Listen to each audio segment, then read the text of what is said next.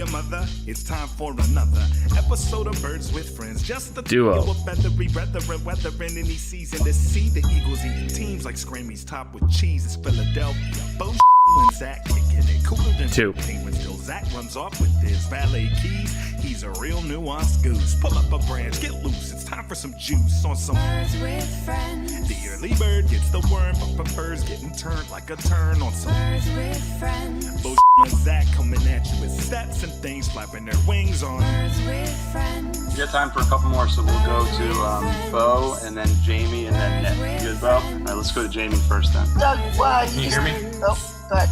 Now? You're good now. You can't hear me? Yes. Yes, you can. We can. Oh, sorry. Doug, I'm curious. Hello, everybody.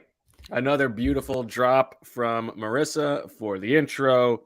And welcome to Birds with Friends. Bo Wulf, Marissa Dunn, Zach Berman here to talk about the Eagles' 29-21 win over the Jacksonville Jaguars in a rain-soaked, windy afternoon in South Philadelphia. And through the first three games, we knew this Eagles team could play from ahead. We knew this Eagles team was explosive. But we didn't know how they would respond when they got punched in the mouth. Well, down 14-0 in the first quarter after throwing a pick six and giving up an early score, the Eagles respond with 29 unanswered points and come away 4-0, getting ready for a trip to Arizona. And Zach, this was a bit of a turn the clock back to the second half of 2021 game on offense. The Eagles running for over 200 yards. Your boy, Miles Sanders, with some career highs. And on defense, forcing 5 turnovers against an offense that had not turned the ball over, had the best turnover differential in the league coming into the game. 4 sacks, 2 of them from Hassan Reddick, forcing fumbles, including a game winner. Also a huge play, an interception in the red zone from James Bradbury, another one of your boys. And it was an impressive win. The Eagles proving once again that they can win in different ways. And they look very good.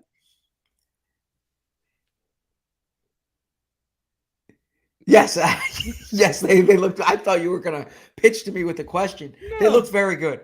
And they were outstanding, honestly, in the sense that they came back, like you said, from the 14-0 deficit. They were in that position 7 times last year, 6 in the regular season, and they did not come back from that. So that shows you a difference in this year's team. I need to say in your intro, you did a really good job with the reference of planning the trip to Arizona, because when one hears that, they think, oh, the Super Bowl, when literally the Eagles are going to Arizona next week. So I thought you were going to say, Marissa, how are you? Or Zach, how are you? I'm excited for this pod. Post-game pods are always fun. And there's so much to discuss with this team. There's so much to get into with this game. I'm impressed with what the Eagles are doing. I'm impressed that the fact that they can win different ways. They were the number 1 passing offense in the NFL going into this game. They run for 200-plus yards against the number 1 rush defense in the NFL. The conditions called for it. The situation called for it. But what that shows you is they can play different styles, right? It's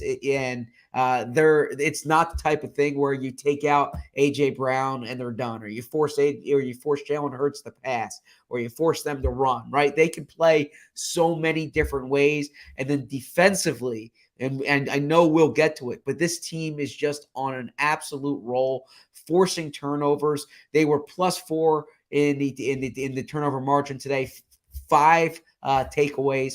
Just really impressed with them. So we'll get to it, but to be 4-0 and the way they've done it, they deserve a lot of credit. Marissa, how are you? I'm great. I'm very, very excited for this podcast. I did forget my mic, so I apologize if I don't sound as good. But yeah, I was watching the highlights of everything, and I was like, I can't wait to hear what you guys have to say. Obviously, we're a little worried about some offensive line injuries. That was, a focus too, my attention. So I'm sure we'll get to all of that. But yeah, excited to hear your takeaways from the game. All right, Zach, where would you like to start?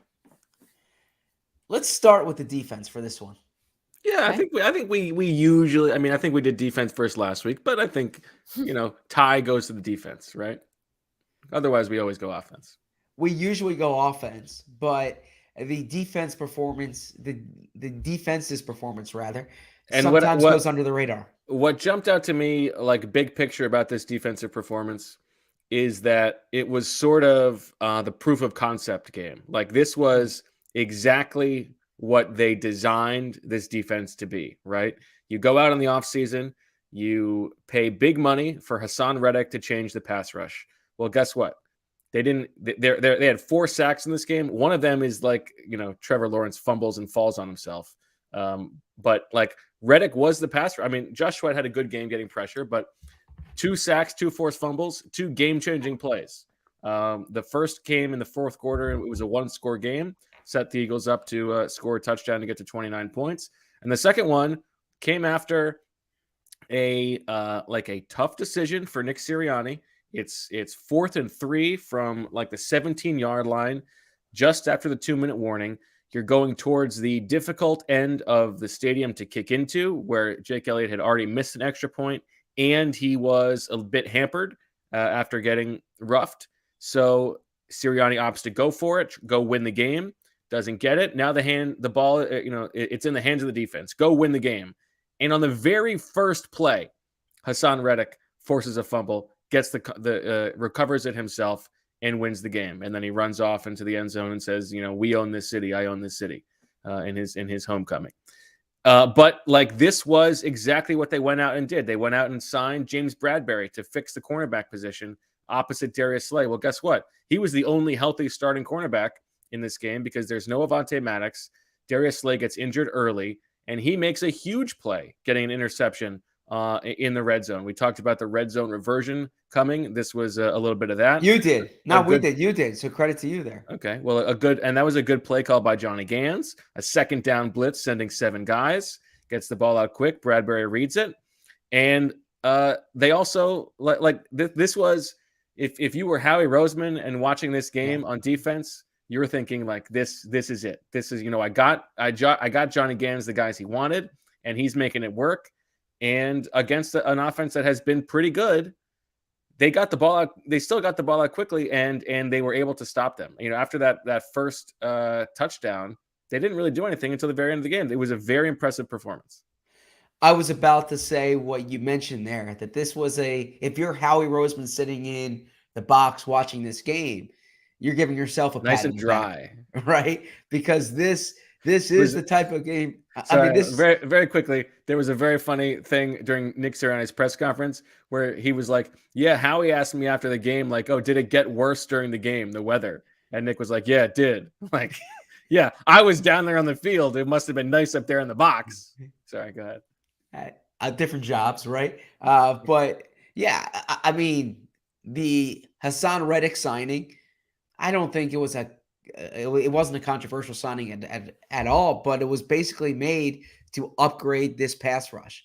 And in that first game and in the second game, even when he wasn't getting sacks, and it's like, what's going on here, right? Does he fit in this scheme? The sacks today that he had, they were like Reddick type sacks, right? You saw the acceleration around the edge. You saw a pass rush move on that second sack. You saw power. I believe it was against Jawan Taylor. Mm-hmm. He's known as someone who can force fumbles on both of those. That's a skill now, right? 2 weeks in a row, you've seen the forced fumbles from him, 3 this season. So really impressed with Reddick. And then Bradbury's a bit of a stroke of luck in that right. If the Giants cut Bradbury in position to get lucky. Yeah, if the Giants cut Bradbury in March, there's a bigger market for him. The Eagles are probably priced out of him. But considering, yes, the Eagles put themselves in that position. They were opportunistic. They had money, right? They were this is why the Eagles like to be nimble with the cap, so they can be in position to do it. Now, there was a stroke of luck too, by the way, is if they had drafted a corner, like if they don't make the AJ Brown trade and they draft, Trent McDuffie, let's say, with that pick, then maybe they don't sign Bradbury. But they signed Bradbury, and he is as advertised. He is really good. I think you get credit. You were on him first. You Well, invented him. by no, all but accounts. in camp, I thought he was outstanding, and he's been that way. I want you to tell the anecdote you're about to share. Yes, there was a very funny moment in the locker room. Bradbury is giving his little media scrum, and he's explaining, what happened on the interception. And Slay pops in and says, "Y'all are asking him the wrong questions." And we said, "Well, so what's the right question?" He said, "How did the Giants let this man go?" Which brought the house down. And then Bradbury said, "Well, you're gonna have to ask the Giants." And it's funny because everybody knows that there is some animosity from Bradbury along that front because they didn't release him earlier in the offseason and give him a chance to hit a plush market. Yes. And so remember his opening press conference, it was like he was asked about it and he had this big smile, but he, opted not to get into it. Obviously this is a thing that they talk about, and the Eagles are, as you said, the beneficiary of some good luck. Yes. And then just the other thing too with the defense is you look now 3 weeks in a row, the scoring defense is what really jumps out to me, right? 7 points against the Vikings, 7 points against the Commanders, 14 points today, really, because, one was a pick six, right? And so keeping points off the board, that's a major thing. And then the takeaways. And this is the third week in a row when we've seen this. And the reason I bring that up is because before week one, Gannon's press conference before week one, when he was asked, what do you want to see different with this defense this year? And he said they need to affect the quarterback more. They need to have more takeaways this year, and they need to play with more consistency, right? And now that might seem obvious, but they were bad at getting to the quarterback or at sacking the quarterback last year. They were bad at takeaways, and they were inconsistent. And week one was what it was. I get it. Last season was what it was. We all heard Denise talk about the numbers, and there's nothing. Those were the numbers, right? You might have to get him on this week to have a little Gans discussion. But people can get better, right? People can improve. People can, the personnel's different. He's more experienced, and the sample size he is also coaching differently. Yes, exactly. They have made some tweaks. He's blitzing more in first and second down. It seemed like the coverage is a little bit tighter when they know the ball is going to get out. You're going in and out here, Bo. But he's calling on that. Yeah. Marissa, is that me hearing Bo later, or is Bo going in and out? No, I think it's Wi-Fi. Doug's in town, so the Wi-Fi is yes. It reverts back to 2020. Yeah. I'm gonna try to switch networks real quick. Okay. Zach, you want to keep going?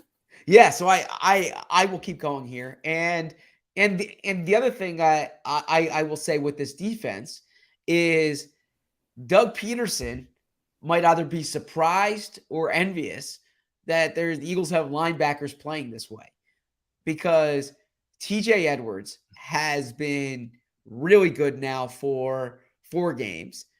Kaiser White, I have to go back and watch. I haven't watched the film yet. He's been good the past really 3 weeks. He didn't jump so much out today, but he certainly wasn't bad. Everyone was good. So Doug was probably like, you gave me those linebackers for my last few years there, and this is who you have now. And by the way, I joked to you during the week. It would have been. Sorry, go ahead. No, I'm sorry. You finished there. I was going to say, I joked to you during the week that he would have gotten on the mic and said, "All right, I'm here. Now you do what's right, Howie, and put Davion Taylor on the field on defense so that I have a chance to go against him. These who you gave me, let me go against him."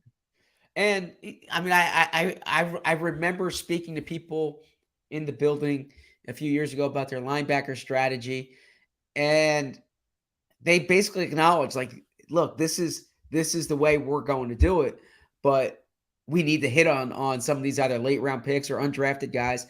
And that's what's happened with TJ Edwards. Right. They haven't changed their strategy. It's just hit. Yeah. Yeah. And the same thing with Kaiser White. Kaiser White could have been Zach Brown in the past, or Paul Warlow, or you go on down the list of different linebackers that they've signed. Brown, Yeah, Corey Nelson. Yeah, this one just hit. So I got to give across the board. Yes, exactly, Eric Wilson. So across the board, and we should point this out too. While we're on the topic of the defense, you mentioned cornerbacks being down. Since we had our last show, Avonte Maddox's injury came up, right? And didn't practice Friday, out for this game. Avonte Maddox has been really good. So there were questions: what would the Eagles do at that spot? Would they move Chauncey Gardner-Johnson to nickel and start Kayvon Wallace, or would they start Josiah Scott? They started Josiah Scott, but then things, then all of a sudden a few pieces in the secondary were down. You lose Slay. Zach McPherson goes in. Like you said, Bradbury was the only healthy starting cornerback for much of the game. But they were forced to adjust there. Josiah Scott kind of took his lumps at certain plays, but I think it was clear. And again, I haven't gone back and watched the film. I only watched it, what we saw live. It seemed their plan, especially with Zay Jones out, was to limit Christian Kirk. And that was the focus of what they were trying to do. Kirk had a big play late in the game, but for the first 3 quarters, they did a superb job. Totally shut down. Yeah. And he had to play on the outside more because there was no Zay Jones. And I think that contributed to him getting locked up. And they really did. Can't let me out. They really did well on Trevor Lawrence, and these conditions contributed to it. I get it. Like the ball slipped out of his hands once. There was the center. There was the quarterback center, or the center quarterback exchange rather that fell out of his hands. He fumbled the ball twice there. And the conditions have something to do with that. But the flip side to that is Jalen Hurts was playing in those same conditions. Jason Kelce was playing in those same conditions, right? I mean, this was a day, and I asked Jalen about it, and Nick Sirianni mentioned it, and Jason Kelce, you spoke to him, he mentioned it, right? Like, they were very cognizant of the conditions here. And it required you to play a certain way. And the Eagles were more disciplined in that regard than the Jaguars were. Yeah, Kelce had an interesting point about that, about like how much it changed. Like, you really have to be thinking about the ball, and like if you're going to go tempo, that means that you don't have time to towel off the ball, and like you have to actually change your snapping technique, things like that. I'll have that quotes in the day after, but I think what's really encouraging on defense is like they're getting the turnovers, but you can't count on the turnovers, right? Like that's something that is very volatile, very fickle week to week. Beyond that, they've been really good. Like, let me just pull up the drive chart from the game. Oh, I've lost my mouse. Let's get this. But like throughout these games, like it's not like last year where like it's by design. They're letting him move the ball, and you hope that you stand up in the red zone. I mean, the drives in this game. Punt, touchdown, fumble, but the fumble is a 4th down like drop, so it's really just a turnover on downs. Punt, fumble, punt, interception, fumble, touchdown, fumble. And we're talking about like after their opening touchdown drive, they had 5, 6, only 9 first downs the rest of the game on 9 drives. Like, they've been really good. I don't know. Yes. So are you offering a mea culpa on Jonathan Gannon yet? Well, I don't think I was ever quite as extreme as Dane is. But I mean, I never no one was as extreme. I mean, we can pull up the tape. We can pull but up I think tape. you I don't think I ever said he doesn't have it. But I said I was skeptical. I needed to see it. And right now I'm seeing it, and I give him credit, no doubt about it. And he has changed his coaching style, like some of the in-game adjustments. He has grown, and obviously the talent is much better. Yes. But yeah, I I definitely give him credit. He's not without. Now, there's a smart guy I know who talks a lot about football, and he likes to say that like this happens on the offensive line sometimes, where Jeff Stoutland gets the credit for everything that happens, but the players don't get the credit. And so I want to make sure that we keep that standard. So, I agree. Like, while we can give Yes. Jonathan Gannon some credit, it's really the players who are out there on the field executing. Well, you are correct. Actually, what I was about to say was Hassan Reddick's better than Jannard Avery, right? I mean, James Bradbury is better than Steven Nelson. A lot of this has to do with the players that they have on the field. And there's this deification sometimes of coordinators, of coaches, as if Jonathan Gannon was supposed to take last year's group and make them into something that they were not. Now, he could have coached better, and he should have coached better. But I don't think putting up a graphic of last year's numbers is entirely representative of like the end all be all for Jonathan Gannon. And I think that's what we're seeing this year. So yes, in the words of Larry Karras, and I just see Christian Scanelio says this in the chat, players not plays. Players not plays. I wholeheartedly believe that. Coaches get far too much credit.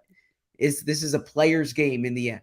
So you're saying that Johnny Gannon does not deserve credit. I'm saying the players deserve more credit, and I think Jonathan would tell you the same thing. Yes. Players, formations, plays. Correct. Yeah. Okay. Anything else on the defense before we change sides of the ball? I thought it was. I really did. Like, it was really nice to see with the game on the line. Like that game had flipped a little bit. All of a sudden, it was actually in the cards that it could be close. Like the Jaguars had the ball with like 150 left, only down 8 points, and like one play, they get it done. It was cool. You're right. Jordan Davis was in my notes. He had a nice TFL. Again, I don't know what else he did, but that jumped out. Fletcher is having that's little Fletcher luck there, right? He gets that sack. Yeah, that was very funny. He couldn't buy a sack at times last year, and then he gets that sack. TJ Edwards had a line last week when he said that the defensive linemen are going to be upset with him that he jumped on Wentz, and he got another sacks, one, but he earned the one today, right? Like sort of, yeah. But it was a nice play, right? Overall, I thought I'm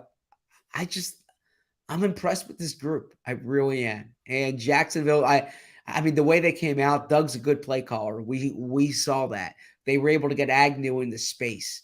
But the Eagles made adjustments, and they got to the quarterback. They got pressure. Just a lot of credit to them.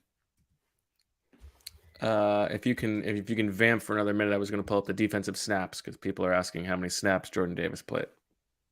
For sure.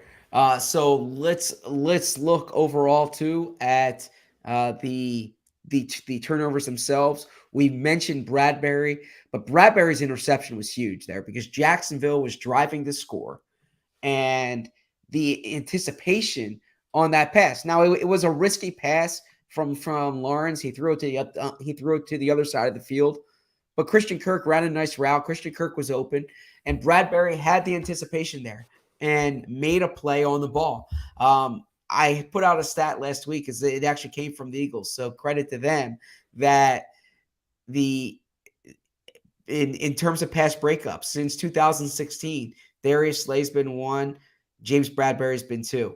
And I'm working on a story where I'm looking into this, and that really is a skill, like being aggressive on the ball.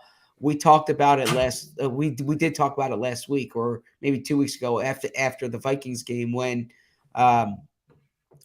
Slay was discussing going for the interception or playing off, but the instincts involved in those situations, knowing the angles to go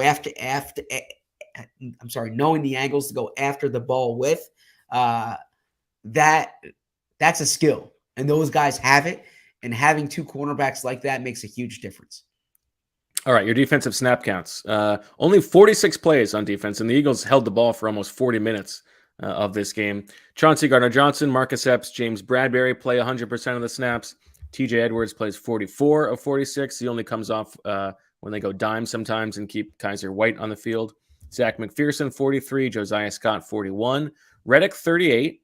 And then you get to the defensive line, 35 for Fletcher Cox, 33 for Javon Hargrave, 31 for Josh Sweat, only 19 for Brandon Graham, 17 for Jordan Davis, 12 for Milton Williams, and 11 for Marlon Tuipulotu. So Jordan Davis playing a few more snaps than Milton and Marlon, which has not always been the case. So a bit of a nudge up. I do wonder if there's something going on with Milton Williams. Because he was banged up. He was banged up, right? Yes. I think he's been banged up. I think that is maybe part of the explanation. 2 snaps for Kayvon Wallace in dime, and then 4 snaps for Patrick Johnson, who suffered a concussion, but made a heck of a play on forcing a fumble early in the game that was recovered by the Jaguars. I think that, and this is maybe something to follow up with Hassan Reddick about, because last week in Washington, Patrick Johnson was on the field like a good amount in place of Hassan Reddick. It was not like we have a Sam linebacker on the field that's Hassan Reddick. It was more of like a, I don't know, like 85-15, 80-20 split. And I wonder if Hassan Reddick, who is used to being on the field more, sort of appreciates being on the field as much as he can. I don't know. I mean, you want to, it's the same. You want to save him for the long run. You're trying to see the big picture, but I wonder what his perspective on it is. Fair question.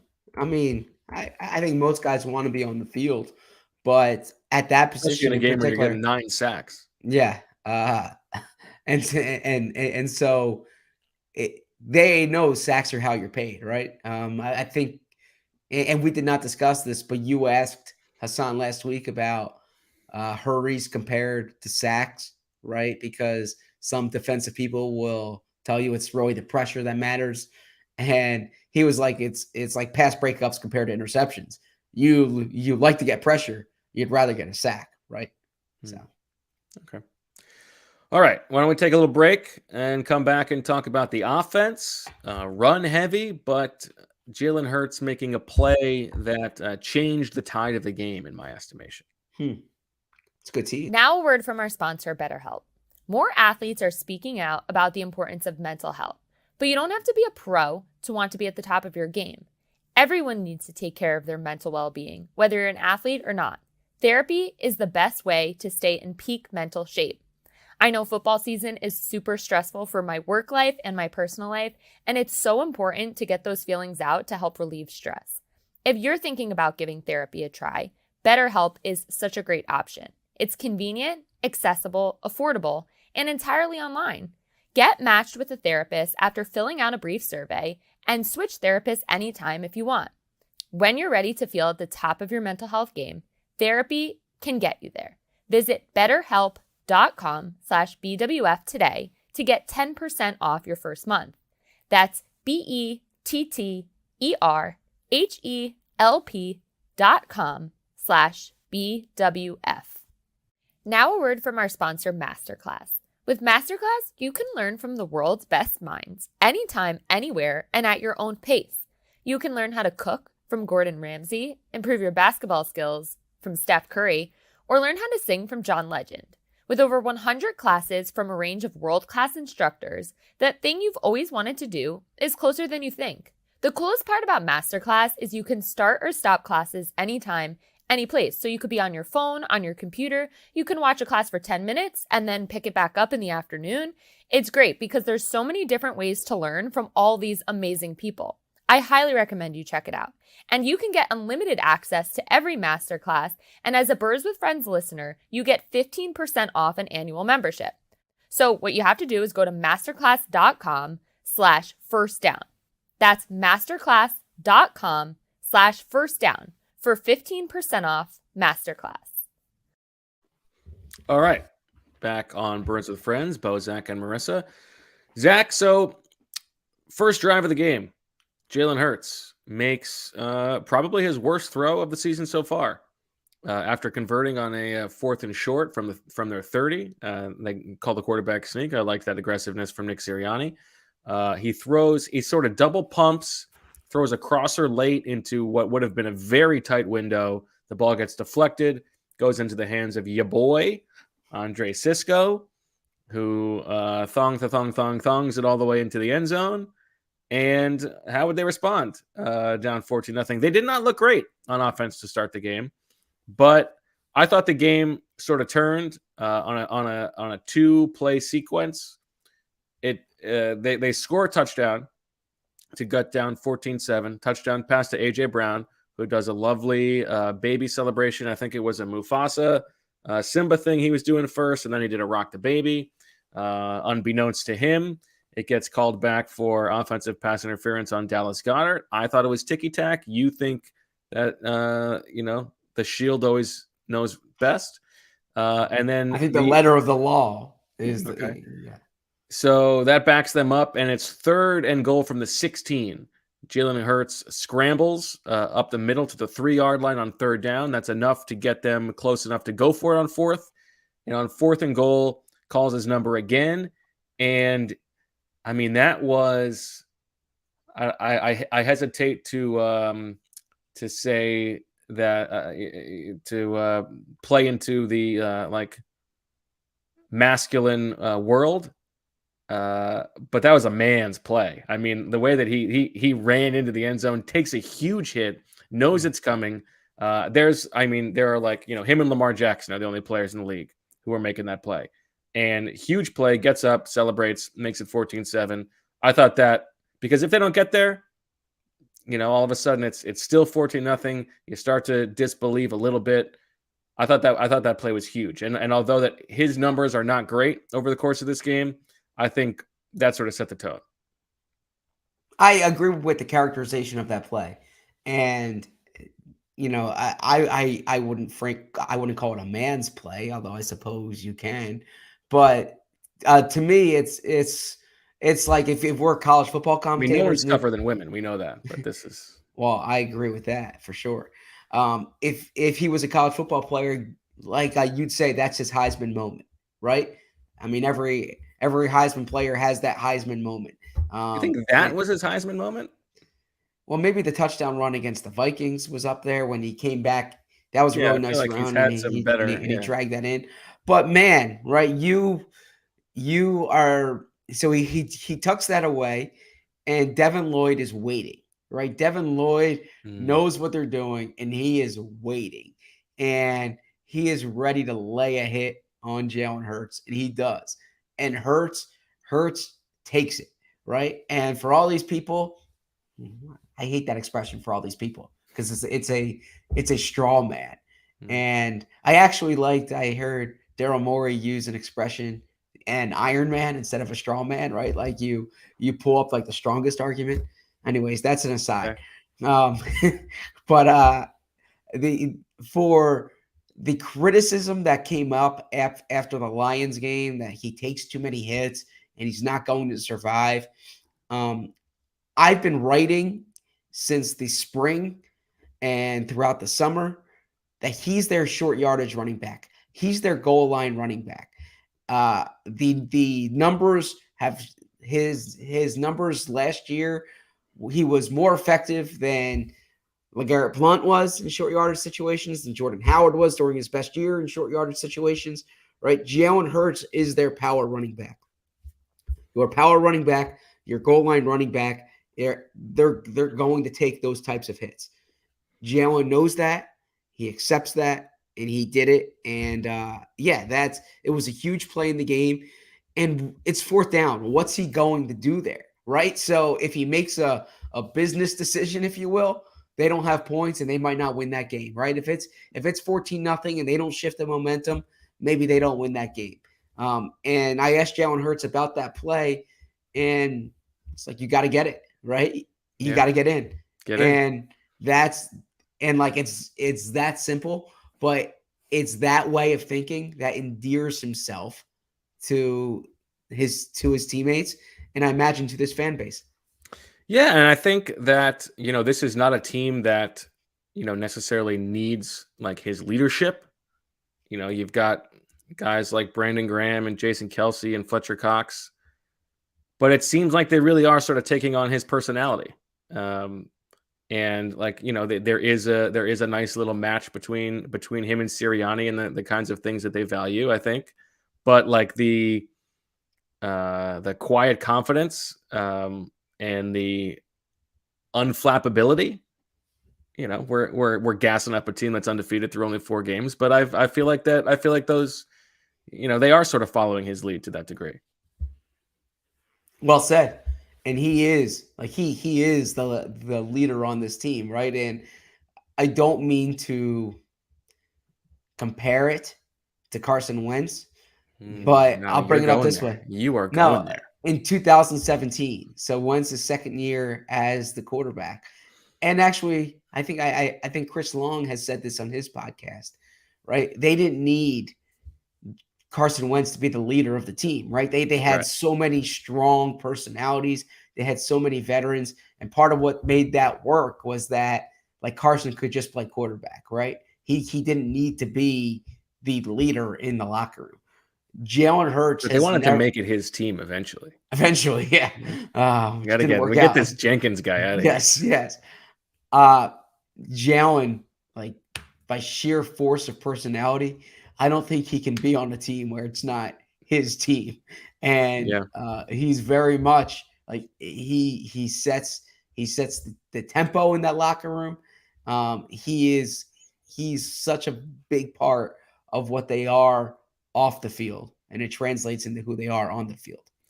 Now, starting in their next offensive drive after they scored that touchdown. Well, actually, before we get there, I thought for all intents and purposes, the game was over when the Jaguars were up 14-7, 3rd and 10, and we're looking for big balls, Doug, to have a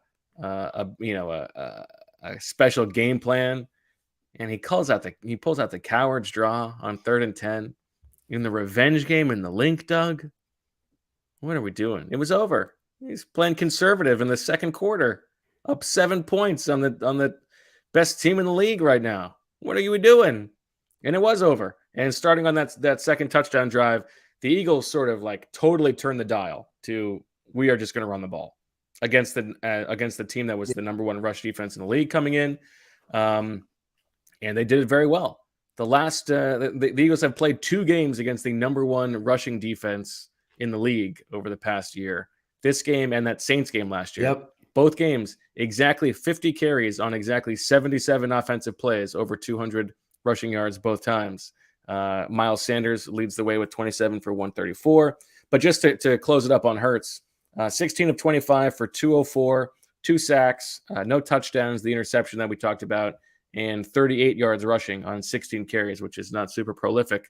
And really after that first touchdown, he didn't have a lot to do.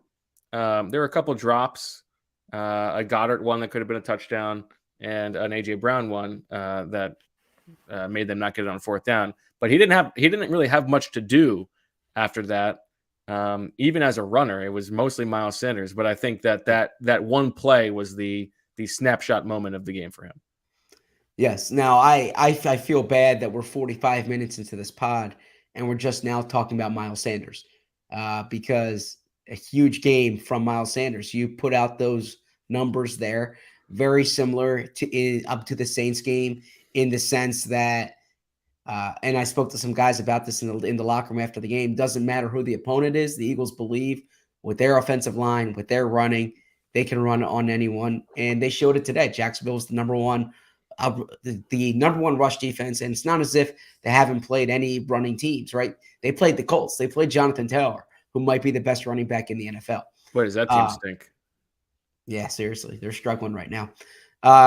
So Miles Sanders, most yards of his career, most carries of his career, just really strong game. What jumps out, so he's had 5 or no, I believe 6 now. And for full disclosure, and thank you, Marissa, for putting this on the screen. I have an article up now on Miles Sanders' day. You can check that out on Great The Rutgers Athletic. joke in there.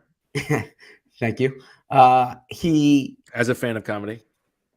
As a fan of comedy, he did not have that like 50, 60-yard run that really bolstered the numbers.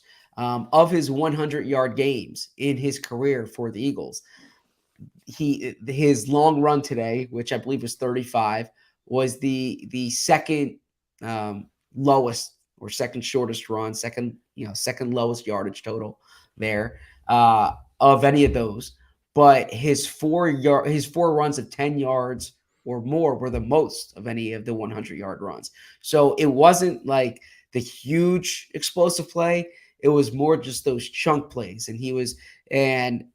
So what turned? There were a few things that turned there. First off, they committed to it.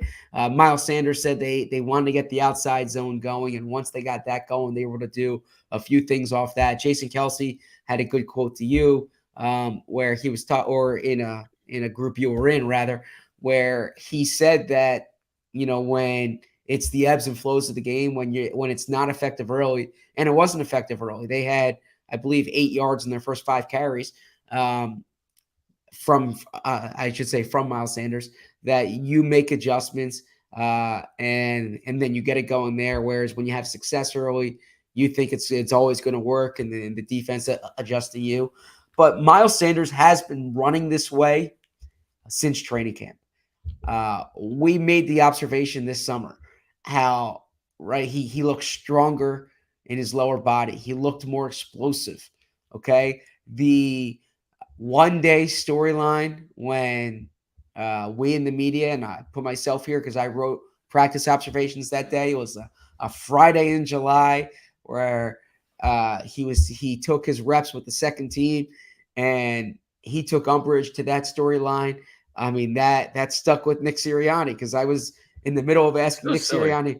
I was in the middle of asking Nick Sirianni a question today about Miles Sanders, and he raises his voice a few decibels and he says, Miles Sanders is our number 1 running back, right? Like that, like there is no question about that, something of that nature. And, but it was interesting. So I asked, he's no Trey Sermon. I mean, who I actually liked what I saw from Trey Sermon today. No, he's 19 yards on 2 carries. So I asked Miles Sanders today, after the game, I asked what it felt like to have 27 carries, if it wore on his body, because he was like, he smiled, he flexed. He literally flexed, not like the way we use it. He smiled. What did he flex? His arms? Wait, sorry. His abs? No, his arms. Okay. Yeah. Yes. Yeah. He flexed his arms. I don't know. His butt? Who knows? Oh, they're both. I don't know where to go with that one. I'm just saying body parts you can flex. Yeah, he flexed his arms, and he said, he said he's not gonna lie, it felt great, or it felt good. He didn't even realize he had 27 carries, and a few locker stalls away, there were a few guys, AJ Brown, who overheard this, and were like 27 carries, like they couldn't believe it either, right? That's Brown's a big used number. To that. And he said he's obviously never gotten 27 carries in the NFL. Last year against the Jets, he had 24. Those were that was his previous high. At Penn State, he said he never got 27 carries there, which actually turned out not to be the case. There was a game against Rutgers in November 2018 when he did get 27 carries. He forgot about that game. I think a lot of others might have forgotten about that game. What's so funny? It's good. You used the joke. It was good. Okay. I mean, I used it a little better in the piece.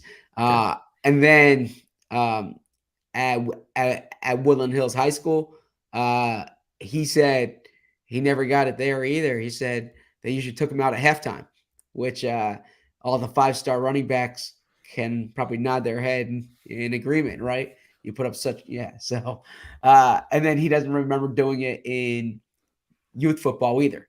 So, so this is, look, players in the NFL don't often get 27 carries. Going into today, I think that, I have the stat in my story. There had only been like 2 or 3 games this year where someone had 27 carries. I know Saquon topped that today. But point being, Miles Sanders has been waiting to be the bell cow, right? And he was that today, and he proved that he was legitimately good. So I'm going to give you my honest Miles Sanders take here. I'm happy You didn't for think him. he was good? I thought he was better today than I have seen him be in a very long time. I thought But- he had some really tough yards, But moving the pile in tough spaces. I thought he followed blocks very well. I'm happy for him. My honest thought today was, man, if this offense had a real running back, they would be unstoppable. interesting. So okay. All right, keep going. Build upon that. Yeah, I mean, I don't think he's. You don't think he's a real running back? I think he is a replacement level starting running back. I think he is an average starting running back, and I think they have. I would do the same resource allocation they have done. I'm not looking to like sign a running back at top money. Obviously, maybe you could argue for drafting one in the 3rd round or something like that. But like, he's not special. And whoa, it's I mean, I know 11:35. We started this podcast at 10:45. You should have brought this up earlier. This is like the A block of why you got. I mean, if I think he's. this is a big discussion. I think he's good. I don't think he's great. Okay. I mean, we're talking about what 134 yards that is his career high. Like, Well, he he's never had this type of volume. offense. Yeah, but like, I don't know, man. He was better today. Like, last week he missed a ton of stuff. But like, if you're saying like, what's the starter? Like, what's the position where you could trade for a starter who's going to really change the offense? That's the position to me. I don't know. I also don't think they need. Like, this. I think he's good enough for what they need. So let's workshop this, okay? In 2017 they trade for Jay Ajayi. The delta between Jay Ajayi and the other running backs they had. Do you think that is more significant or less significant than the delta between a running back they can acquire and Miles Sanders? Well, who's out there? Well, you're the one who brought this up. I don't think they need to go and trade for a Miles Sanders replacement right now. You seem to. No, I don't think they need to either. Your point was if they had a real running back. I'm not. That's not me saying go trade a first round pick for Christian McCaffrey or something like that. Oh, that's me saying like if only he was a little bit better.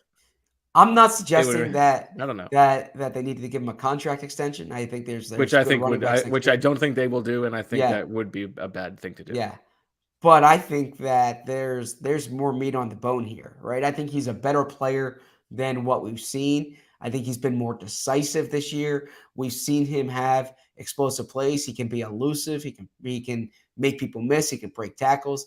I don't think he's a replacement level running back. That said, the point I thought you were going to make is that more of the story was the offensive line, and that I can get behind. Well, I probably can't get behind. True. I can't get behind the idea that he's not a real running back because I didn't say that. I think you used that word. Isn't that the term? I said he's an average starting running back. No, I think you said if they had a real running back. Well, yeah, I said that earlier. Then I explained what that meant. Marissa, can you weigh in here? I'd have to go back and listen to the tape. I don't want to quote anybody. We've said this before. It's the most running back friendly offense in the entire league. You get to play next to Jalen Hurts and behind the best offensive line in the league, right? Like, that's not for me. It's impossible for a starting running back in the NFL. That's not hard. He was awesome today. Got tougher yards than I have seen him get in a very long time. I was very impressed with him, and I was happy for him. But there are 15 better running backs out there.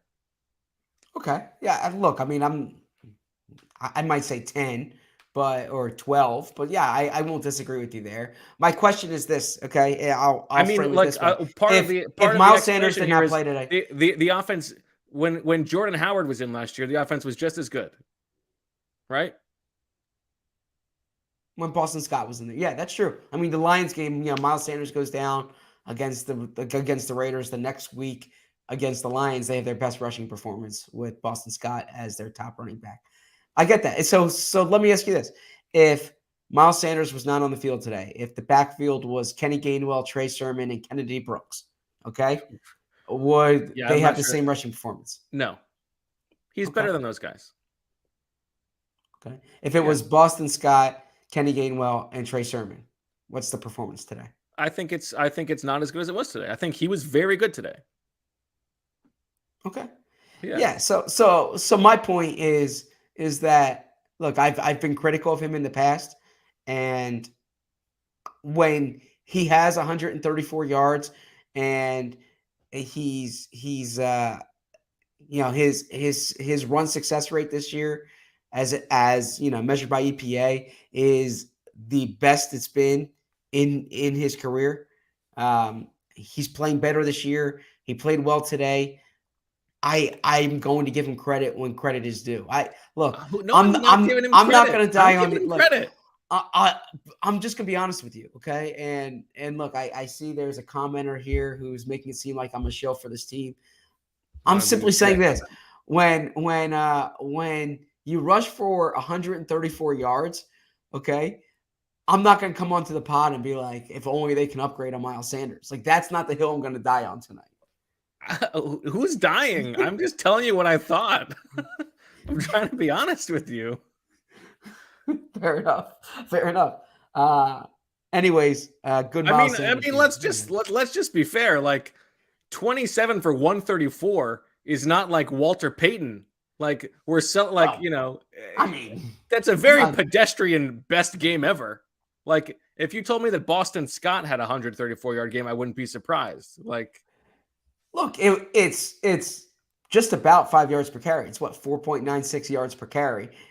He averaged. He was really, really good today. I'm not, but like, he doesn't deserve a parade. Okay. We're talking about the game that just occurred. He rushed for 134 yards. I think, yeah. Yeah. Man, I'm okay. Okay. I can't hear what you're saying.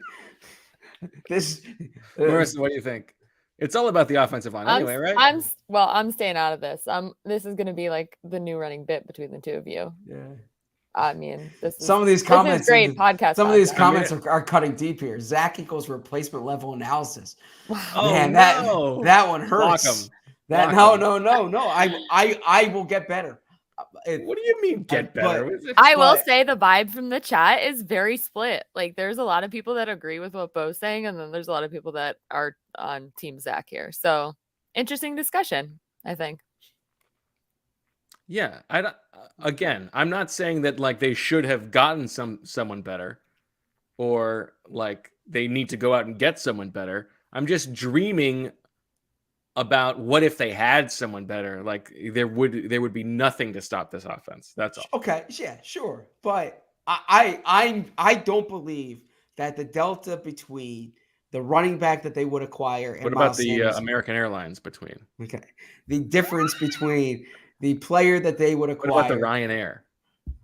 Like, short of acquiring Christian McCaffrey, which is not like, I think Christian McCaffrey is a top 5 running back. Short of that, I don't think there's a player they're going to get who you're going to say, okay, now their running game is so much better now that they have this player. Whereas when they acquired Jay Ajayi, I thought they had a very pedestrian backfield in 2017. And I thought Jay Ajayi gave them an element that they did not have. I think they can either improve upon Miles Sanders, or there's not a big drop-off for Miles Sanders next year if they draft someone in the second round. But again, when you have 134 yards, you say it's on 27 carries. He had 4 carries of 10-plus yards, right? That's good, right? I know he was going behind a good offensive line, but that's still productive. We should, though, talk about that offensive line. Yes. Do you want to really quickly go through it, though? But I want to go through what? The team. The You're breaking up right now. running backs in the league. The what? Can you? Am I good now? Am I smooth? Yes. Yes. Okay. All right. Niners. Elijah Mitchell, if healthy. No, I would take Miles Sanders over Elijah. I would take Elijah Mitchell. Seahawks. Rashad Penny. I would take Miles Sanders over Rashad Penny. Yeah, toss up. I would take Miles Sanders probably. Arizona. You're not taking. No one's taking James Conner. Yeah, I'm taking Rams. I think Sanders Cam is Akers. fine. I need to see more from Cam Akers. I'm not definitely taking those guys. Falcons. Cordero Patterson. I like a Cordell Patterson, but I'm still taking Miles Sanders, probably. Okay. You take Christian McCaffrey. You take Alvin Kamara. Yes, I would take Alvin Kamara. Leonard Fournette. I'd probably take Leonard Fournette. Yeah. Okay. You would definitely take DeAndre Swift, Philly roots. Mhm. Khalil Herbert, David Montgomery. Either of those guys No. do something for you? I mean, the Eagles had the chance of taking David Montgomery over him. They took Miles Sanders. I think Miles Sanders is better. Okay. Aaron Jones, yes. AJ Dillon, Okay. yes. I don't know about AJ Dillon. Still need to see more. No, from I AJ think I Dillon. would take AJ Dillon. Okay. And I'm not even thinking twice about that one. Dalvin Cook, Yes. not Antonio Gibson. Saquon Barkley. Yes. That's a dagger in his heart. Ezekiel Elliott, Yes. Tony Pollard, your boy. Mhm. I'd probably still take Miles Sanders. Okay, that's 10 in the NFC. Josh Jacobs. Wait, are you including Elijah Mitchell in these 10? Because you picked Elijah Mitchell. There was one where I'm not sure if I counted mine or yours, but I Okay, wasn't okay. counting mine. I think it might have been 9 for you and like 12 for me. Okay. Yes. Josh okay. Jacobs. I'd probably take Josh Jacobs. Yes. Oh, and now I wouldn't take Josh Jacobs. Okay. Austin Eckler, we would both take. Clyde Edwards-Helaire. No. Okay. Well, Javonte Williams, yes. Haven't seen enough yet, and he might be out for the year. Well, easily yes if he's healthy. Not Melvin Gordon. Damian Pierce. No. I don't know, maybe. Derrick Henry. Yes. Jonathan Taylor. Yes. James Robinson. No. Najee Harris. Yes. Okay. Joe Mixon. Yes. Nick Chubb. Yes. Kareem Hunt. I don't know. Probably so. Okay. Mhm. J.K. Dobbins. I'm bigger on Dobbins. I need this. I didn't watch the game today, so I don't know how he's coming back from that injury. Brees Hall. Not yet. No. I mean, I like Brees Hall coming. Damian Harris. No, I would not take Damian Harris. I would take Damian Harris. Ramondre Stevenson. I would not take Ramondre Stevenson. Any of the Bills guys? Not yet. No. Chase Edmonds or Raheem Mostert. No. Okay, so you're at 17. I'm Okay. higher, but you're still at 17. Okay. I mean, some of those though, like you have to factor in contract, you have to factor in age. So Well, yeah, but that's not the point. The point is just like if he's in that It's better 12 than to easier, 18 right? range, I'm just if he's saying, in that that's- 12 to 18 range, you're not. whoa, Are you're going 12 to 18 range when you had 17 guys, whereas to me it was like 24. So it's not the 12 to 18 range, it's the 16 to 24 range. Once again, I've got this is. I don't think this is the day for. You can't change the for framing let's- on me like that. 12 to 18 when it's 17. Bo, I just think it's very bold on a podcast when a guy has a career high in rushing to let's talk about which guys we would replace him with, right? Like that is you want to talk It's the about post-game like pod. We're getting, I mean, you know. like Skip Bayless is going to invite you to sit next to him How on tomorrow dare morning's you. show. I How mean, dare you. Zach, he is the takesman. He is the takesman. Seriously. This is outrageous. Seriously. It's like We're having a conversation. I'm trying to get some No. receipts here. No, seriously, you walk into First Take tomorrow and you're like, okay, guys, Miles Sanders just had his career high. Let's do a segment which running backs in the league do I want over Miles Sanders? Right? Like that's seriously how they operate. We need the that needs to be in the promo. Let's talk about who we can replace on the day they had their career high. This is ridiculous. I won't take these journalistic affronts. The offensive line. Offensive line was great. We do have one more ad break. I know, because we still got to get to Swooper too. Jordan Mailata goes down, gets injured on the pick six, hurts his shoulder. Jack Driscoll, who's a right side usual guy, we were wondering who the backup left tackle would be with Andre Dillard out, steps in, and I thought he got worked over a little bit early, was getting overpowered, like guys were getting into his chest, but then he settled in, and I thought Jason Kelsey said something really, and I hate to like always give Kelsey credit as the guy who's saying the interesting thing, but it just happens to be that way a lot. But he framed it right that like anytime, and this goes for not just Jack Driscoll and Sua Opeta, who goes in for Isaac Seumalo, but also Josiah Scott and Zach McPherson. He said like what you really want when you have somebody go in is that you don't have to change the way you play. You don't have to change the game plan. You don't have to change what you're doing to account for like a glaring weakness and really cover for somebody. And he said Jack Driscoll was the player of the game in his opinion. So in my ears, that's him throwing Miles Sanders under the bus, Zach. I think he's telling you that Miles Sanders, despite having a career best game, was not the player of the game. It was Jack Driscoll instead, because he said he was one-on-one for most of it, going up against a guy like Josh Allen, who's very talented. And they were able to do what they wanted to do. They didn't have to change much. Now, by the way, this isn't helping your argument, because then by that argument, why even have Jordan Mailata on the field? Why not just have Jack Driscoll? But that's besides. What do you mean? I don't understand what you're saying. You were saying that anyone could have stepped in for Miles Sanders and had that game, basically. That's not what I was saying. Okay. But That's not what I was saying. You keep perverting what I was saying about Miles Sanders. I apologize. I should not overstep on this left tackle conversation because it is an important one. Please. Anyway, proceed. I thought Driscoll held his own. Yeah. And we're going to find out because Mailata said he has an MRI tomorrow. Dillard is eligible to come back this week. It sounds like he's maybe not quite ready, but we'll see. Brett Toth is also available to come off PUP this week, and he has some left tackle experience. But given the way that Driscoll played, I would imagine that if Mailata can't go, it'll be him in Arizona. Yes. Yeah. I mean, Jordan Mailata. Oh, I'm sorry, Jack Driscoll. If you recall the press conference that Jeff Stoutland had before the season, he said it's time for Jack Driscoll to play all the spots like Big V did, right? And I asked him why he didn't spend much time on the left side, and he said, "Well, he did spend time on the left side." And I said, "Well, yeah, but not in practice."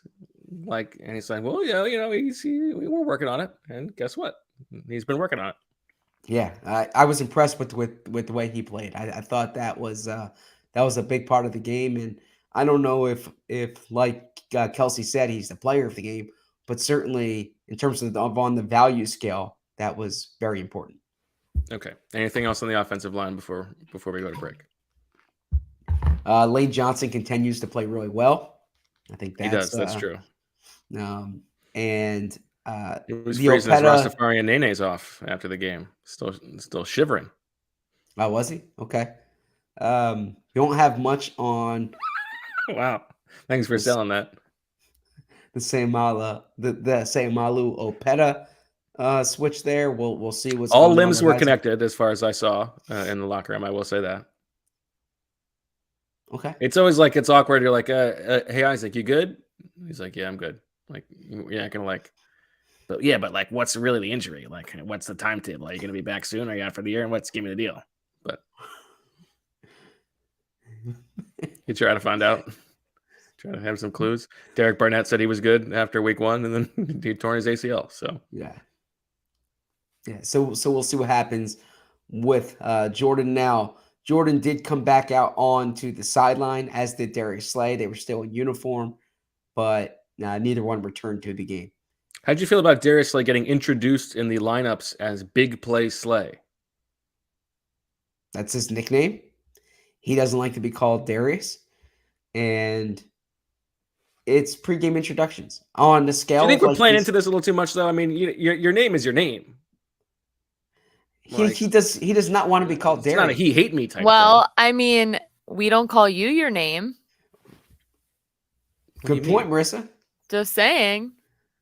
Like, what's your birth name? Yeah, but we're not talking about birth names. Like his Well, he doesn't go by Big Play. I mean, he tries to. He goes by Slay, but like maybe that's a nickname for Darius. You never know. well, it is. But I'm just like I know, but we're gonna start using like Pro Football Reference things, like Sam Bradford gets introduced as like Mr. Sleeves or something. You're Mr. Takesman. He wants to be known as Slay or Big Play Slay. I call him Slay because that's what he asks to be called. Okay. Yeah, I don't think that is. Now we see Bo is frozen here, which is actually He could really take advantage of that and ask you to come. You know what happened? It's the time of night when my laptop switches to night mode, and so everything like flashes for a second. Okay. Yeah, Slay I hate the wants to night be mode. called Slay. I don't want the night mode ever. I gotta just turn it off. So I see in the comments, why do all the reporters now call Gannon JG? I call him Jonathan. He said last year to call him Jonathan or JG. Just don't call him John. So You can call me whatever you want. Just don't call me late for dinner. You know. But no, I thought Marissa had a really good point. So you feel strongly about this Slay thing. You don't want to be called by your given name. He doesn't want to be called by his given name. Those things are not analogous. If he had the Eagles put in the program Big Play Slay, it would be akin to you having on your byline Bo Wulf as opposed No, to it your wouldn't. given Those name. two things are not analogous. I've been going by Bo my entire life. It's a name. Big Play is a nickname. It's not a name. Just don't call him Darius. He does not want to be called Darius. No, he doesn't want to be called Darius, but he doesn't mind like Darius Slay is the full name. Sure. Okay. So I honestly, we spent more time on this than I expected. I don't have a strong opinion on the pregame. Are you Zach or introductions. Zachary? I prefer Zach. But is If you your call name me Zachary? My name is Zachary. Okay, you fraud. No, if You're someone the called same. me, no, if someone called me Zachary, I wouldn't like be offended. Yeah, but you by can't come at me for Bo and Robert when you're Zach and Zachary. It's the same thing. I actually don't believe that's the same thing. No, because I don't believe that's the same thing. First off, Zach is short for Zachary. If you go by Bob instead of Robert, that's one thing. But by the way, Why? I'm not getting sucked into this, okay? We still have an ad break. Yeah.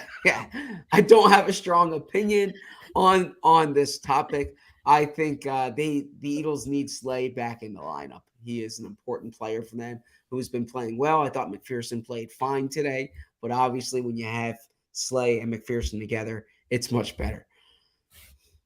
I'm exhausted. I am exhausted. I'm not feeling 100% right now. We don't need to go into this conversation. All right. Let's go to break. We'll be back and talk Swooper. Imagine having one extra day every week, more time to cook healthy meals, work on that novel, or just binge some good reality TV. Now, I probably wouldn't binge some good reality TV, and the novel for me would probably be nonfiction, but I would watch more football. I would listen to more podcasts. I'd read more books. You get the point. Well, now it's all possible with ClickUp, the productivity platform that'll save you one day a week on work, guaranteed. ClickUp began with the premise that productivity was broken. There were too many tools to keep track of, too many things in entirely separate ecosystems. There had to be a more productive way to get through the daily hustle. ClickUp is the one tool to house all your tasks, projects, docs, goals, spreadsheets, and more. ClickUp is built for teams from 1 to 1,000 plus. It's packed with features and customization options that no other productivity tool has, so you can work the way you work best. Whether you're in project management, engineering, sales, marketing, or HR, ClickUp has easy-to-use solutions that create a more efficient work environment. Join the more than 800,000 highly productive teams using ClickUp today. Use code BIRDS to get 15% off ClickUp's massive unlimited plan for a year, meaning you can start reclaiming your time for under $5 a month. Sign up today at clickup.com and use code BIRDS. Hurry, this offer ends soon. Now, our next partner is a pretty cool product. Let's talk about Athletic Greens.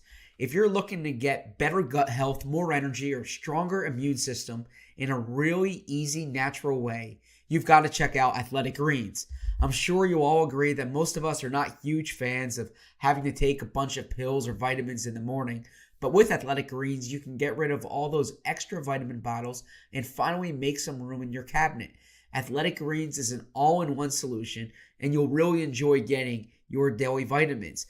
I've tried it. I heard about it this summer. My sister and my sister's boyfriend said, you have to try this. And so I did. And I'm wondering, what is this stuff? Well, with one delicious scoop of Athletic Greens, you're absorbing 75 high-quality vitamins, minerals, whole food source superfoods, probiotics, and adaptogens to help you start your day right. The special blend of ingredients supports your gut health, your nervous system, your immune system, your energy, recovery, focus, and aging, all of these.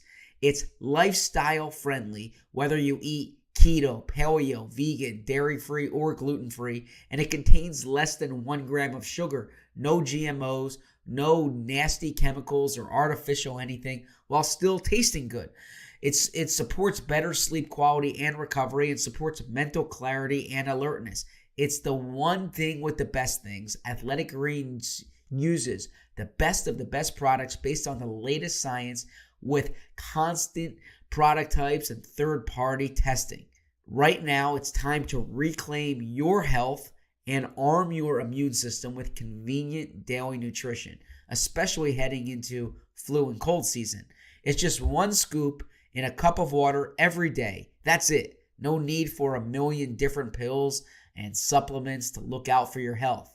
To make it easy, Athletic Greens is going to give you a free 1-year supply of immune-supporting vitamin D and 5 free travel packs with your first purchase. All you have to do is visit athleticgreens.com/birds. Again, that is athleticgreens.com/birds to take ownership over your health and pick up the ultimate daily nutritional insurance. All right, back on Birds with Friends. Robert, Zachary, and Marissa. They're showing. I've got NFL Network on, and they're showing, which we didn't talk about, the moment with Doug Pederson after the game with Jason Kelce. I wanted to ask about that. Yeah, okay. He gets Kelce gets Doug's jacket, and then there was a very nice moment with Pederson and Jalen Hurts. Hurts said he thanked him for being the reason that he's here because he was the coach who drafted him, and Doug said that he said something along the lines of like he's proud of him for becoming the leader that they thought that he would be. So nice little moment. Appropriately cheered by everybody when he came out, although the stadium was about half empty at that point. But it was nice to see Doug. We saw him in the bowels of the stadium after the press conferences. I didn't think I thought he took his foot off the pedal a little bit. Wasn't super aggressive, but that's all right. So Marissa had a question for us. Did you? Oh no, I just was. Okay. If you guys had any more info on, I saw the clip of Kelce and Doug getting his jacket. I thought that was pretty cute. I like stuff like that. Lane said that he and Kelce got a little emotional.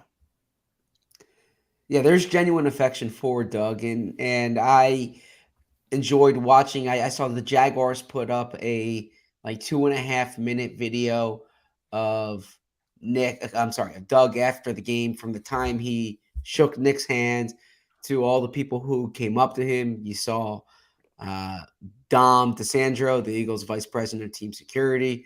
You saw Jeff Stoutland. You saw Marcus Epps, Lane Johnson, Pete from the equipment staff. Yeah, Peter Gold from from the equipment staff. So a number of players and coaches, Roy Itzvin, the assistant offensive line coach. And yeah, there's genuine affection for Doug in that building, and rightfully so. There's 5 years of memories that cannot be taken away, 5 years of accomplishments that cannot be taken away. Sometimes things run their course, coaches move on, players move on. But look, I mean, Chris Long was in the house today, and he got a standing ovation. There's going to be a time when I hope this year, at least, or imagine this year at least, that Malcolm Jenkins comes back, right, and he'll get I imagine a standing ovation, right? There's people furious at Zach McPherson. There's So the Brent Selleck will come back and want his 90th ovation. Well, he's wearing the only person who will ever wear 87. He's there quite a bit. I saw Brent at practice last week, and so I walked into the stadium today with Trey Thomas. Yeah, there's a lot of you guys. I mean, obviously, you've always been connected ever since you drafted him in the first round of the Lurie-era draft. The first day I ever did television in Philadelphia was with Trey Thomas, and no wonder you drafted him. And it was the set at the time at Comcast Sportsnet was, you weren't sitting on a like there was no desk in front of you. It was a round table type thing. So if you can imagine the visual of Trey Thomas in one seat and me in the other seat, and me in the seat next to him, and it's like we're introducing, I was at the Philadelphia Daily News at the time. We're introducing, this new writer for the Daily News, Zach Berman. And here I am, and I literally looked like I fell out of Trey Thomas's pocket. Like he had this little kid in his pocket wearing this suit who like fell out and climbed into the chair. That's exactly what it looked like at that moment. And it was a good lesson for me then. They tell players like don't read your Twitter mentions after a game and I remember after the show reading my Twitter mentions. And it was a good lesson for me about like developing thick skin because that was some introduction to television in Philadelphia. All right, Zach. Well, speaking of thick skin, how has the last few days gone for you as you reflect upon the swooper that was? I mean, look, I stated my opinion there. I hold no beef with the news here because that's not how it sounded. No, it was more the overall. I mean, my sentiments weren't to him. He's doing the job we tasked him to do. It was more an assessment of our podcast overall and that segment in particular. A little bit divisive with the listeners. Some people not liking it so much, but those listeners, unfortunately, Dennis is going to make them pay too. Yeah. So my assumption. One thing that I think we could tweak on Swooper is I feel like we could move a little bit quicker through the bidding process. I feel like there's maybe a little bit too much dead time in the air. So my view on the segment is it is a means to discuss the game, right? It's essentially that's where you're wrong. It's essentially a creative entry point and it started with us predicting things that would happen in the game, and it's a way to discuss what will occur in the game or what won't occur in the game, and it has morphed from that into a game theory class at Penn, right? And so I think we have gone astray from the typical intention of it. I'm happy to play along. What I will push back on is that, like anything in life, if I took time to prepare for the game theory element of it, I would do. I think I would do far better. The amount of time that I allocate to Swooper overall and to the bidding strategy is very low relative to the amount of attention that it seems to draw. So whether that's good or bad, but my overall point is that the segment is supposed to be a way for us to talk about the upcoming game, and it's deviated from that. I think where you're wrong is that it's important that you have that point of view, but the real point of the segment is a character study of you.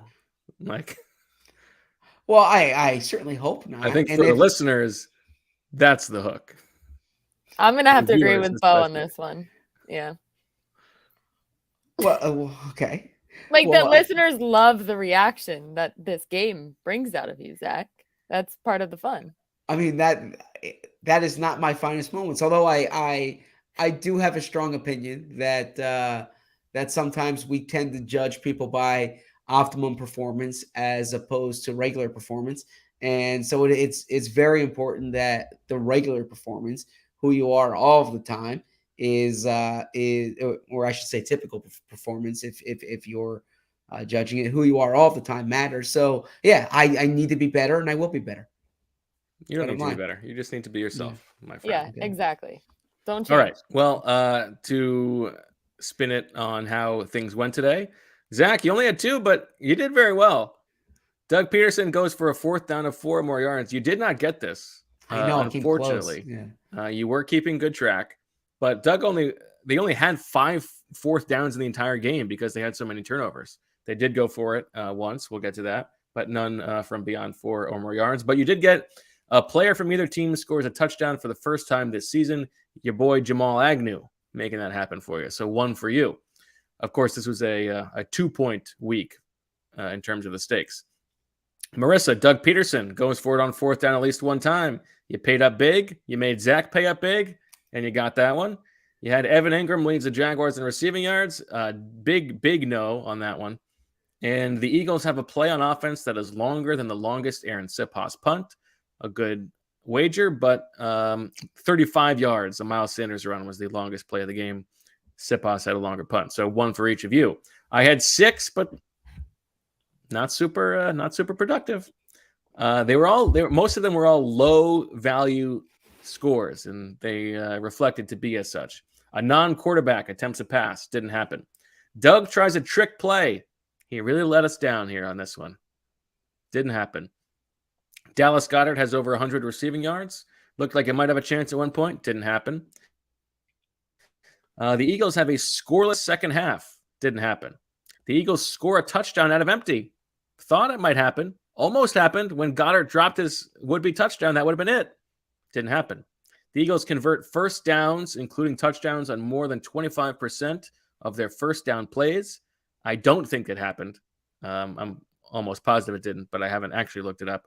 And then the Eagles have more plays in the game than the Jaguars do, in which the number of yards gained by a player on the play is the same as the jersey number of the player who gained them. I think this did happen. Hurts had at least 2 one-yard runs, and I don't think I'm not sure the Jags had any, but it doesn't matter because even if I have one, it's still a tie. And so a tie means that next week is worth 3 points, a chance for somebody to take the lead. Crazy. Looking forward to it. Are you really? I mean, yeah, it's entertainment for the audience, and anything for our audience is good. So looking forward to it. So I was explaining to my friends today, Swooper, and they're like, what do you get if you win? I was like, well, the satisfaction of winning. But when you guys were just talking about it's turned into a game theory class at Penn, I feel like we should get like class credit, like, something like that, like, a certificate maybe that we took one of Deniz's classes. Like, so I've already spoken. Make it more appealing to you, Zach. Like, if Well, no, I've already spoken to him. I've already spoken to him about auditing a class. So I'm going to do my best. The schedule in the spring semester is a little. We have more flexibility, but there's times when we travel, or the class is in the afternoon and I have to pick up the kids from school. But I am going to try my best to at least learn some more about this, because I think it can be applied to my own life. But yeah, I like your point, Marissa. Yeah. I mean, I like to think we're getting better at this. Yeah, some sort of certificate that says Penn on it. Like, I would like that. Official football program of yes. Yeah. Speaking of Penn, another big win for Princeton this weekend. For get all the our dub teams. over Columbia. I mean, we only have one team. True. So Coach Flynn. Coach Flynn. Well, no, it was amateur. also a big win for Penn. I believe they won in overtime against Dartmouth, so they are now 3-0. They Okay. are, well, they're a Philadelphia team, right? They're a Philadelphia team, so Yeah. yeah. Well, they're rivals of the official team of the podcast. I root for the wide receivers coach at Princeton. I don't root for the program overall. I want the wide What? receivers coach to do well. No, I've stated this. It would be I of the Ivy League programs, I would support Penn over Princeton. I've stated that. Okay. You're a villain. You deserve everything that Dennis sends your way. We got a new takesman in town over here. Yeah. All right. Well, this has been a long episode, so maybe Much longer than I thought it was going to be. to wrap it up.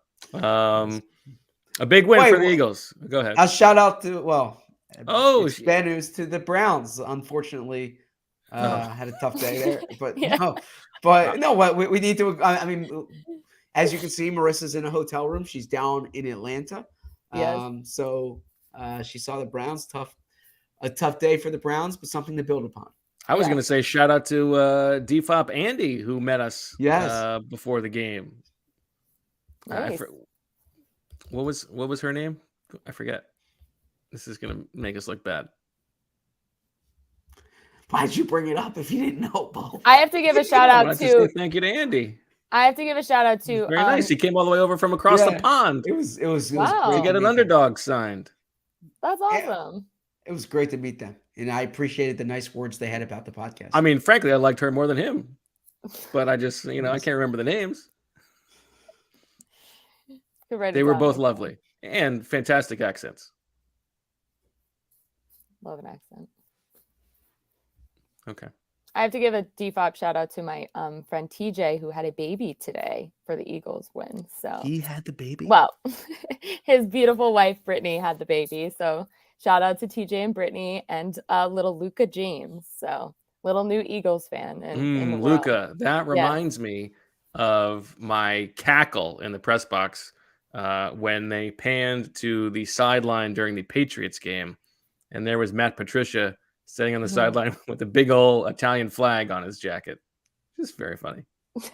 Oh, because it was the week they got to wear. Yes, it was International Heritage Week. Yes, I yelled at Michael because he somehow missed the memo on that. So, Michael. Yep. I was like, the Browns sent out this thing about the players that were participating. I was like, why the heck aren't you doing this? He's like, I didn't know about it. Normal. So. And you can read about the Eagles' involvement. Okay, you do. You can read about the Eagles' involvement on the Athletic. I spoke to Jordan Mailata, Britton Covey, and Marlon Tuipulotu about this last week. I did not get a chance to speak to Sua Opeta or Zach Pascal about their involvement, but you can check that out on the Athletic. That's this week and next week. Nice. Yeah, I thought Mailata's comments on that were particularly interesting. I thought you did a good job getting that. Thank you. Okay. Anything, Zach? We're gonna get to talk to your boy Zach tomorrow. Yeah, I look forward to speaking to Zach. Speaking of someone who just had a baby, his wife had a baby a few weeks ago. Zach Ertz, this is. Yes, and Zach Ertz found the end zone today and did the cradling celebration that AJ Brown was doing. Although Zach Ertz is counted. We're gonna have a chance to speak to Zach. That's a Roberto Baggio to me. Yes, I did that after that. So it would have been what, 94? I would have been 8 years old. And when I scored a goal in soccer, then I did it as if I had just had a baby. It's like my celebration too. It's just so premature. Yes. Yeah. So Cardinals week. What's your early line? You always put that in your day after. I know you filed the day after. 5.5 or 6, depending on where you look. Eagles 5.5 or 6. Wow. I think maybe up to 6.5. So road favorites. 6. Yes. That's a big number. That shows the respect the Eagles are having. The Cardinals not playing well this year, but they were a playoff team last year. They're 2-2. They had a win against the Panthers today, and the Eagles being 5.5 or 6 point favorites. That shows you that Vegas has certainly caught up to the Eagles. The Eagles covered today. We thought that was a big line last week. They covered today.